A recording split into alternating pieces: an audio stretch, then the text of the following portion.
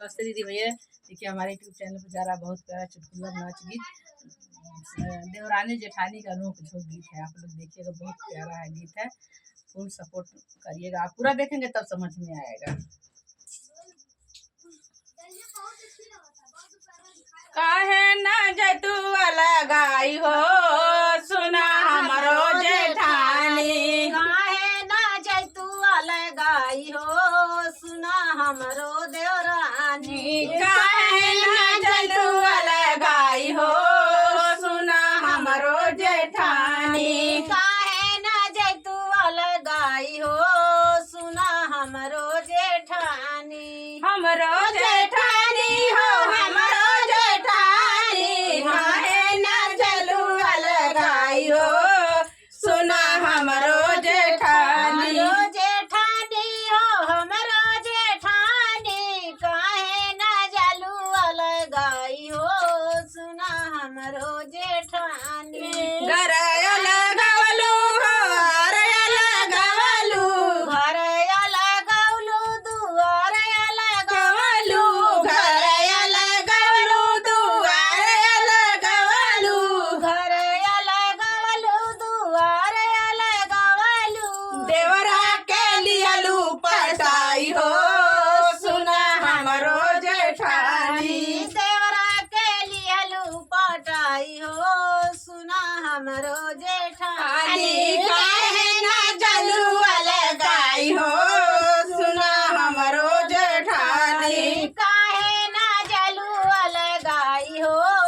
सुना हमरो जेठानी, तुअरो लाला नाई त भई भसुरु नियर लागे, तुअरो लालन भासुरा नियर लागे, तुअरो लाला ना भसुरु नियर लागे, तुअरो लालन भासुरा नियर लागे, कैसन बाती तू बोला देवरानी हो बलम जहरी सियाई, कैसन बात बोला देवरानी हो पिया जयहरी सिया, आई कैसन बात बोला देवरानी हो पिया जहरी सियाई, कैसन बात बोला देवरानी हो पिया जयहरी सिया, काहे ना जलुआ लगाई हो सुना हमरो जेठानी, काहे ना जलुआ लगाई हो सुना हमरो जेठानी, हमें नहीं लगाई हो सुना हमरो देवरानी, हम नाही लगाई हो सुना हमरो देवरानी, सासू के रखलू ससुर जी के रखलू, सासू के रखलू ससुर जी के रखलू, खेतवा में लगलू बटवार हो नहीं लगाई देवरानी, खेतवा लगलू बटवार हो नहीं लगैलो देवरानी, रानी खेतवा लगलू बटवार हो नहीं लगैलो देवरानी, लगलू बटवार हो नहीं लगैलो देवरानी, काहे न जलुआ लगाई हो सुना हमरो जेठानी, काहे ना जलुआ लगाई हो सुना हमरो देवरानी, रानी काहे न जलुआ लगाई हो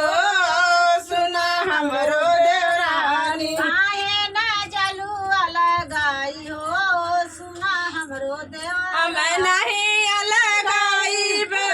हम सुना हमरो जेठानी, हमहू नहीं लगाई हो सुना हमरो जेठानी, नहीं लगाई हो सुना हमरो जेठानी, हमरो लालना मोरे बलम में पड़ल बने हो सुना हमरो देवरानी, हमरो लालनी मरे बलमा में पड़ल बना सुना हमरो देवरानी, हमरो लालना बलम में पड़ल बने हो सुना हमरो देवरानी, हमरो लालन बोल बना बलमा में सुना हमरो देवरानी, रानी काहे ना जलुआ लगाई हो सुना हमरो जेठानी, काहे ना जलुआ लगा बानी देवा